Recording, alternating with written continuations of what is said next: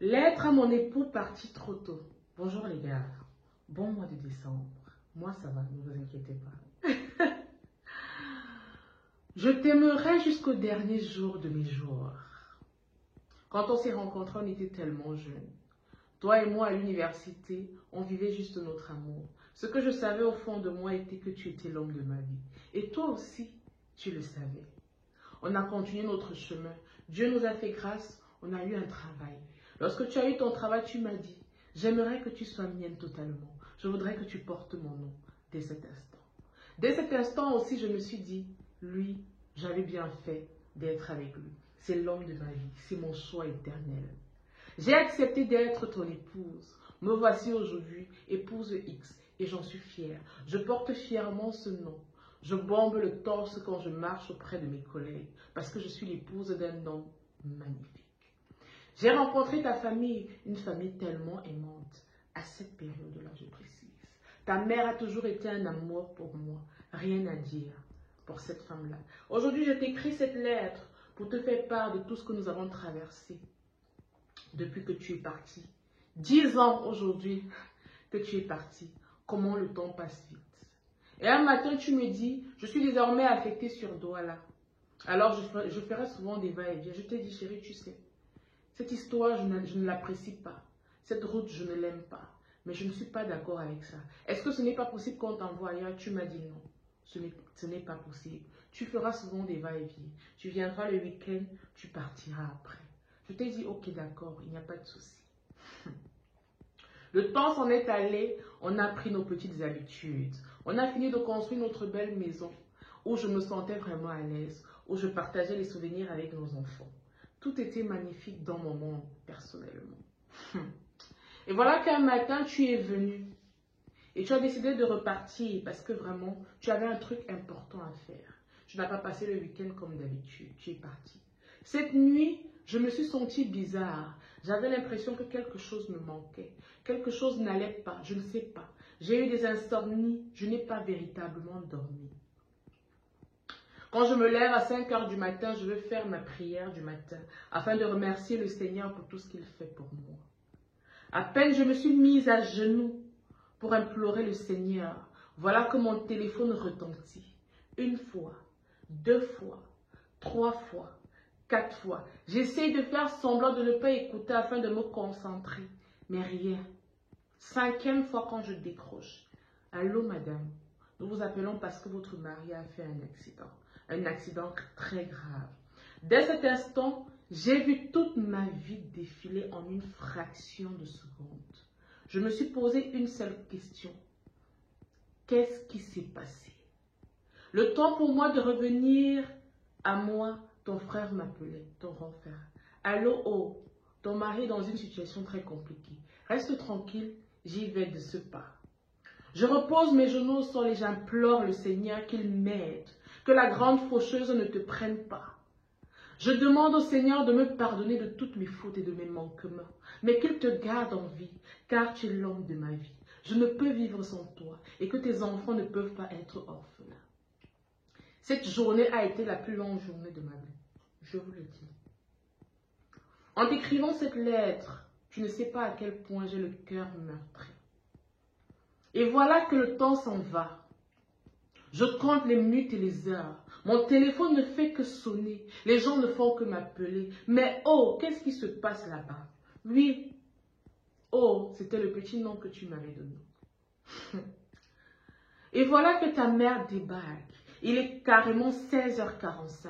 Elle crie en sanglots, mon fils, la chair de ma chair vient de partir, Seigneur. Pourquoi tu me fais ça? Et là, je comprends que la grande faucheuse a eu raison de nous. Me voici désormais veuve. Je pleure, j'implore le Seigneur. Je pleure tous les larmes de mon corps. J'ai ma chair qui brûle. J'ai mes sentiments qui sont bouleversés. Je suis détruite au plus profond de moi. Tu n'es plus là, chérie, tu es partie. Tu m'as laissé avec des enfants. À ta mort, ta fille aînée avait 11 ans. Ton fils n'avait que 9 ans. La dernière avait 2 ans. Me voilà veuve. Je ne sais où mettre la tête face à toute cette situation. Autour de moi, j'ai eu ta famille. J'ai eu tes amis. J'ai eu ma famille à moi. Mais personne ne pouvait remplacer la douleur que j'avais.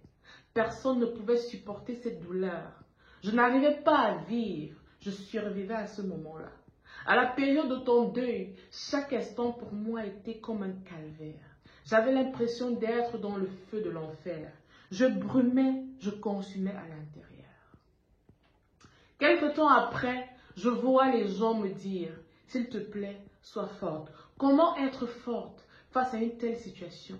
L'homme qui était ton homme, qui était ta côte, est parti sans te dire au revoir. Je ne te mens pas que je suis brisée. Je suis tellement brisée. Je t'écris cette lettre avec les larmes aux yeux. Comment te dire à quel point 10 ans sont passés, mais je ne me suis pas toujours relevée. Après ton enterrement, ta mère a décidé de revenir vivre avec nous. Elle m'a dit, je viens vivre avec toi afin de te soutenir. Mais j'ai compris qu'elle aussi, elle avait besoin de soutien. Parce qu'un jour, elle m'a dit, tu sais, oh, mon fils que tu vois là était la prunelle de mes yeux. C'est lui qui s'occupait de moi. C'est lui qui faisait tout pour moi. Ne vois pas tout ce que tu vois là. Les autres n'ont jamais rien fait pour moi. Et là, j'ai compris qu'en fait, c'est toi qui étais le cœur de la famille. C'est toi qui soutenais cette famille.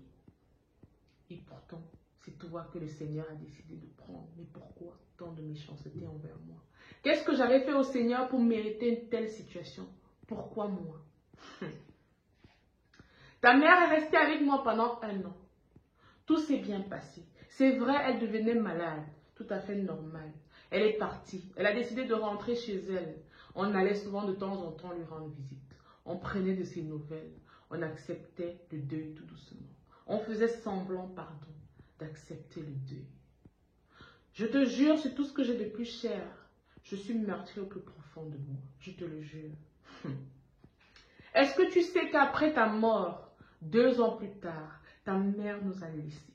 Elle aussi est partie. Elle n'a pas supporté la douleur de voir son fils partir. Elle m'a laissé. Les 2 personnes que j'avais de plus chères dans cette famille sont parties. Et c'est dans cet instant-là que j'ai vu le vrai visage des gens de ta famille. Ils m'ont montré leur visage, mais le vrai visage, ils ont caché ça. Les gars, est-ce que vous avez la rêve? Ton frère débarque un matin, il me dit, oh, tu sais, je vais vendre les 2 voitures de ton mari. Là, cet argent, tu pourras l'utiliser pour t'occuper de tes enfants. Je lui ai dit, ok, il n'y a pas de souci. Fais-le, je te fais confiance. Pourquoi je faisais confiance à ton frère? Parce que tu me disais souvent, oh, c'est mon grand frère, il connaît tout ce que je fais. Je sais que si demain je ne suis plus là, il pourra s'occuper de vous, exactement comme moi, je m'occupais. Exactement comme moi, je m'occupe de vous, pardon. Malheureusement, ce n'est pas ça. Ce n'est pas ce qui s'est passé. Il a pris les voitures, il les a vendues. Aujourd'hui, ta fille est née à 21 ans. Je n'ai jamais vu la couleur de cet argent. Tu lui avais montré où il y avait tous les terrains. Il a récupéré tous les terrains. Ah, j'oubliais de te dire. Il a divorcé, il a épousé une autre. Sa vie est devenue tellement belle. Ils m'ont montré de toutes les couleurs. Tes sœurs sont allées jusqu'à dire que c'est à cause de moi si tu es décédé. Parce que dans ma famille, on porte la poisse. Il paraît que l'ombre de la mort survole chez nous. Tes sœurs m'ont montré de toutes les couleurs. Jusqu'au jour où ta famille, tes frères, ont décidé de m'enlever de la maison que tu avais construite pour tes enfants et moi. Ils ont tout fait pour me mettre au plus bas. Je dis tout fait. Moi aussi, de mon côté, je ne me suis pas laissé faire. J'ai continué à me battre, ne serait-ce que pour ça. Parce que quand tu es parti et que ta mère est partie, ils m'ont tout pris, au point de vouloir me prendre cette maison. Quand tu étais là, quand tu vivais, tu avais des amis, on avait des amis. Ils venaient chez nous, ils mangeaient chez nous. Quand tu es parti, je suis restée amie avec une seule personne et son épouse. Et tu avais raison de ce côté-là. Tu m'avais dit, tu sais, Jean est quelqu'un de bon. Je sais qu'il va toujours t'aider si je ne suis pas là demain. Et oui, tu avais raison. Parce que oui, aujourd'hui, ta fille a 21 ans. Elle vit du côté de Johannesburg, où elle continue ses études en tant que médecin, dans le but de finir et d'être un médecin de renom. Il a toujours été là pour nous. Il nous a soutenus. Pendant les fêtes de fin d'année, il est là. À la rentrée, il est là. Il s'occupe de moi et des enfants. Ce qui me fait mal, c'est de voir à quel point les gens sont capables de se briser pour les biens de la terre. J'ai traversé des moments de dépression. Je me suis retrouvée dans des églises réveillées. Un matin, je me suis dit, ça ne sert à rien. Dieu n'existe pas. Parce que s'il existait, il n'allait pas m'enlever ma côte de cette façon. Ils t'ont arraché à moi. Tu avais 2 côtes brisées. Tu avais un bras coupé. Tu avais la tête amochée. Je n'ai jamais oublié ces images. Elles sont restées gravées dans ma tête. Tes enfants grandissent fièrement. Ils continuent bien leurs études. Tu ne peux pas voir à quel point ton fils est ta photocopie. Jusqu'à ton timbre vocal, il a pris. Je me suis battue corps et âme pour récupérer cette maison. Elle est à nous, certes, mais j'ai dû déménager et laisser tous les souvenirs dans cette maison-là. Je me suis battue de mon côté. J'ai reconstruit une petite maison où je nous ai mis à l'abri. Ton ami nous a beaucoup aidés et je lui dis merci. Tu ne sais pas à quel point les années sont passées, mais les choses que j'ai vécues sont incroyables. Dieu seul sait pourquoi je n'ai pas fini dans la folie. Lui seul sait pourquoi. Parfois, je suis assise, j'ai l'impression d'entendre ta voix. Parfois, je marche dans la rue, je regarde un homme, je dis waouh, j'ai l'impression de te voir, il te ressemble tellement. Il a le même sourire que toi. Parfois, quand je marche, j'ai l'impression de sentir ton parfum passer. Et je me tourne, je regarde autour de moi, je ne te vois pas. Il n'y a plus personne pour m'appeler, oh, viens me masser le dos. La route a été longue, je suis fatiguée. Il n'y a plus personne pour me dire, oh, n'oublie pas de te lever tôt, de faire ma valise parce que je ne dois pas être en retard. J'ai tellement vu des choses et entendu des choses. Mais ce que je sais, c'est qu'aujourd'hui, je porte le statut de veuve. Et ce statut me brise le cœur parce que je n'ai jamais voulu avoir ce statut, honnêtement. Ah, la vie, qui est Dieu. Sur ma vie, je t'ai fait le serment que ce lien qui nous lie tiendra jusqu'à la fin des temps. Sur moi, je porte les douleurs du poids de ton deuil. Ça se voit en moi. J'ai le regard figé. Parfois, je suis perdue. Parfois, je me perds dans mes pensées. Parfois, je me remémore nos vies. À un moment, je suis nostalgique de tout ce que nous avons vécu. À un autre moment, je suis mélancolique de la douleur qui me porte. À des moments, j'ai réellement envie de vivre, mais je n'y arrive pas. C'est difficile. J'ai déjà tout fait, tout essayé, mais rien ne va. 10 ans aujourd'hui que tu es parti, mon chéri. Je n'ai jamais chéri un autre homme à part toi. Je n'y arrive pas. J'ai essayé, ça n'a pas donné. J'ai laissé tomber. Ce n'est pas pour moi. Parce que oui, devant Dieu et devant les hommes, j'ai promis aux hommes de t'être fidèle jusqu'à la fin des temps. Et je le serai jusqu'à ce que mon souffle s'arrête. Est-ce que tu sais qu'aujourd'hui, ton fils est tellement grand qu'il me dit, maman, ne t'inquiète pas, tu seras heureuse. Laisse-nous le temps d'arriver où on doit arriver. Je sais que peut-être tu m'as cherché dans l'autre maison, mais comme je t'ai dit, nous ne sommes plus là-bas. Elle est désormais en location. Nous avons vécu tellement de choses là-bas. On a été attaqué spirituellement plusieurs fois. J'ai choisi de laisser tomber. Oh, que je suis n'est plus la même, celle que tu as connue il y a très longtemps. J'ai perdu la joie de vivre. Quand tu es parti avec mon cœur. Tu as arraché mon âme. Je vis sans vivre. Je suis un être errant. Aussi, j'ai oublié de te dire, je me suis découverte une nouvelle passion. J'adore le jardinage. Et oui, je fais du potager et je fais des poivrons que je vends sur le marché quand j'ai du temps ou quand il y a des récoltes. C'est devenu une passion pour moi, pour me permettre d'oublier cette douleur de temps en temps. Ta fille est devenue grande, elle est fiancée aujourd'hui. Et son fiancé est très gentil, je te l'ai dit. Ne t'inquiète pas, elle va très bien. La petite dernière, quand tu partais, n'avait que 2 ans. Elle ne t'a véritablement pas connue. Elle te voit sur les photos. Mais je sais au fond d'elle qu'elle sait à quel point tu étais un bon papa. On passe le temps à le lui dire que ne t'inquiète pas, ton père était un homme bon. Aujourd'hui, ça fait 10 ans que tu es parti. En 10 ans, je peux te dire que, oh, que je suis, est devenue l'ombre d'elle-même. Je ne sais plus sourire, je ne sais plus profiter de la vie. Je la vis juste en me disant, j'attends mon heure pour partir. J'espère que là-bas où tu es, tu as vu ta mère et que vous êtes ensemble. J'espère que là-bas où tu es, tu as pu rencontrer d'autres personnes. Et j'espère que moi aussi, tu m'attends quelque part. C'est tellement douloureux pour moi de t'écrire cette lettre, de voir à quel point le temps est passé. Quand tu es mort, beaucoup de choses sont arrivées. On a vécu le Covid ici. Tu n'as pas connu ça.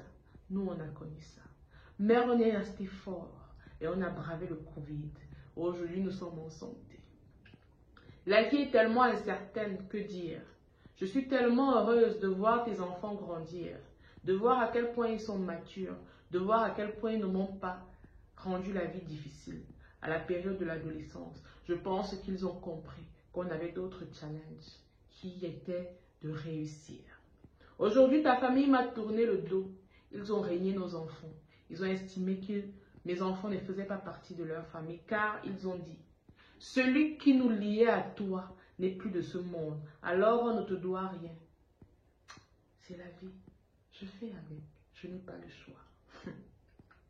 Je porte en moi les douleurs de ton deuil et je l'accepte pleinement. Les gens disent de moi que j'ai envie de rester dans ça. Les gens disent de moi que j'exagère, que je ne suis pas la première femme à pleurer un homme ou à être en deuil. Mais je me comporte comme si c'était la fin du monde. Ce que les gens ne comprennent pas, c'est que tu étais ma côte, tu étais mon homme, tu étais l'homme de ma vie. Et ce n'est pas facile d'oublier un homme de cette façon, d'un claquement de doigts. C'est difficile. Je suis restée forte pour nos enfants, mais ce n'est pas évident tous les jours. Chaque fois que je traverse des moments difficiles ou que tes enfants traversent des moments difficiles, on se dit, ah vraiment, si votre papa était là, c'est que vous n'allez pas vivre ces choses-là. Et de mon côté, je dis, si mon mari était là, c'est que je n'allais pas vivre des injustices pareilles. Oui, c'est comme ça. Parce que tu savais me protéger. Tu savais dire comment faire les choses. Tu avais les mots justes pour me faire avoir le cœur qui sourit. Tu savais m'épauler quand il le fallait. Je perds parfois la notion du temps, je ne sais pas pourquoi. Et parfois aussi, je perds la tête, je ne sais pas pourquoi. Peut-être c'est l'âge, peut-être c'est la solitude. J'ai appris à être seule, à vivre seule. J'ai compris que quand tu es veuve, les gens qui restent à côté de toi sont exactement les gens qui t'ont véritablement aidé et aimé. La solitude est devenue mon amie et je n'ai pas de problème avec ça. Aujourd'hui, je t'écris cette lettre pour te dire de ne pas t'inquiéter, on va bien. Un jour, je me remettrai de mes blessures. Ça prendra du temps, mais un jour, ça va aller. Ainsi donc sont les mots d'une femme à son mari parti très tôt. Que dire? Les orphelins, les abandonnés et les opprimés. Je vous souhaite beaucoup de courage dans un monde rempli de méchants. C'est la vie. À chaque femme qui traverse cette période, je vous souhaite aussi beaucoup de courage. Que mon sourire vous donne envie de sourire. La vie n'est pas facile, mais c'est la vie. On n'y peut rien. Si on pouvait changer la vie, c'est que personne ne meurt. Et alors, comme ce n'est pas possible, ainsi va la vie. Les chroniques sont terminées pour aujourd'hui. On se dit à très bientôt pour de prochaines chroniques. D'ici là, portez-vous bien. Bisous.